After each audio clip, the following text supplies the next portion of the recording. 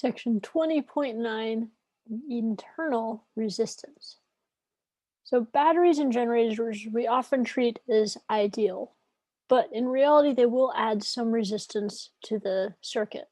And this resistance is known as the internal resistance. So the actual voltage between the terminals of a battery is known as the terminal voltage. That's what you would get if you wired up to the positive and the negative terminal of like your car battery. You'd get a V terminal. It's equal to the EMF, which is the ideal voltage that the battery can give out. That's what's shown here inside the battery, the EMF, minus however much voltage the internal resistance takes, right? And the internal resistance is noted with little r because it's internal. And hopefully it is a small amount of internal resistance.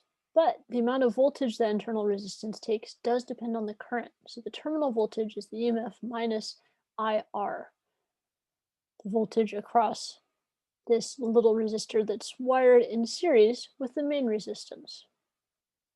Now, one other note here is the EMF of the battery, the idealized one, is equal to the total current times the total resistance, where the total resistance will be the resistor connected plus the internal resistance. Little r plus big R would give you R total.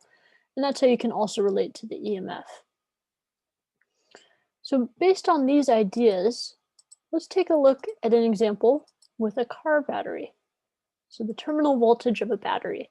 The car battery has an EMF of 12 volts and an internal resistance of 0.01 ohms. What is the terminal voltage when the current drawn from the battery is 10 amps and B 100 amps?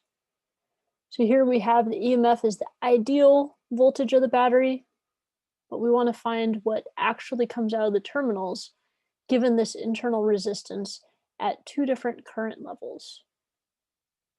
So if we want to do that, we can go back to our terminal voltage equation. That's EMF minus IR.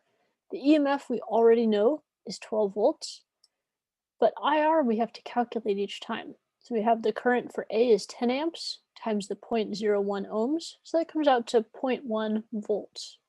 So when we subtract it from the terminal voltage, it does make a slight difference. The terminal voltage is reduced to 11.9 volts.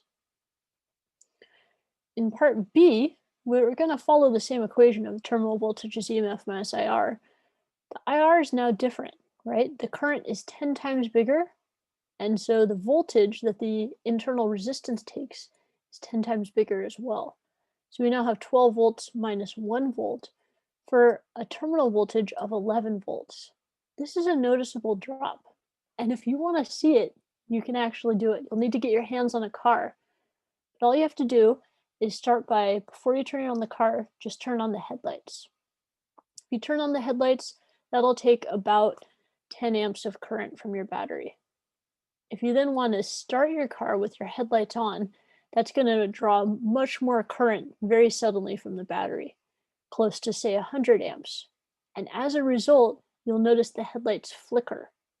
Why do they flicker? Well, you've reduced the amount of terminal voltage available because there's now a larger current, so there's less voltage, and so the headlights don't shine as bright. It's just for a brief instant, but this is something you can detect, so I encourage you to check it out. This is the internal resistance, something that is a real effect.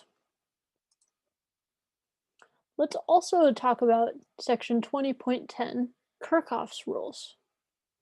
Kirchhoff's rules are two. The first one is the junction rule. It states that the total current directed into a junction must equal the total current directed out of a junction. So if we have 7 amps going into a split, then the amount of current coming out, 5 and 2, must add up to 7. Right? In other words, the total amount of current needs to be conserved. We can't suddenly have a little bit going in and a ton coming out, because where did that come from? Or vice versa. So it always has to be balanced. What goes in equals what comes out. Another one of Kirchhoff's rules is known as the loop rule. And this is the conservation of energy in terms of the electric potential, and states that for a closed circuit loop, a loop that has the same beginning and end, the total of all the potential rises is the same as the total of all potential drops. So the battery is a potential rise of 12 volts. That means that the voltage drop across the two resistors must equal that of the rise in the battery. So if the battery had a potential rise of 12 volts, we have a potential drop of 10 in one resistor, and a drop of 2 in the other, which these do indeed add up to give us 12. So the total voltage needs to be constant. We, again, can't suddenly get extra electric potential or extra voltage from somewhere because energy is conserved. So put together, Kirchhoff's rules are the junction rule and the loop rule. That what goes in equals what comes out, and the total potential increase needs to equal the total potential decrease. So there you have it, Kirchhoff's rules in a nutshell.